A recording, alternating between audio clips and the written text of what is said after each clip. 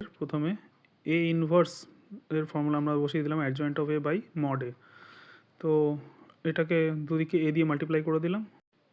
এবার তাহলে এ into A inverse মানে আই, মানে আইডেন্টিটি ম্যাট্রিক্স, তারপরে দুদিকে এ মড দিয়ে মানে মড এ দিয়ে মাল্টিপ্লাই করে দিলাম, তাহলে নিচের মড এটা কেটে গিয়ে এটা দাঁড়িয়ে গেল এইটা।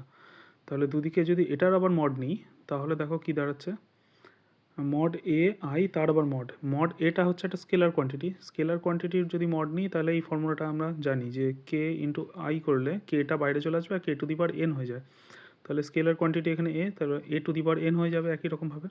তাহলে এ টু দি পাওয়ার এনের তলায় ওই মড এটা আবার চলে যাবে, তাহলে হয়ে গেল এন মাইনাস ওয়ান। এখন এই ফর্মুলাটাকে যদি আমরা অ্যাপ্লাই করি তাহলে অ্যাডজয়েন্ট অফ এ এখানে কোয়েশ্চেনে বলে দিয়েছে। এখন যদি অ্যাডজয়েন্ট অফ এর মড বার করি তাহলে মড আমরা সবাই বার করতে জানি, তাহলে প্রথম টার্মটা লিখে তারপরে ক্রস মাল্টিপ্লিকেশন, মাঝখানে মাইনাস থাকে, সেকেন্ড টার্মটা লেখার সময় একটা মাইনাস এক্সট্রা আসে, আর সেকেন্ড টার্মটা লিখে তাকে ক্রস করে দিয়ে তার বাকি টার্মগুলোকে ক্রস প্রোডাক্ট। একই রকমভাবে থার্ড টার্মে ফোর আছে, ফোরটাকে আমরা আলাদা করে দিলাম, দিয়ে বাকি টার্মটা ক্রস মানে ফোর ইন্টু কে তারপরে মাইনাস ওয়ান ইন্টু ওয়ান।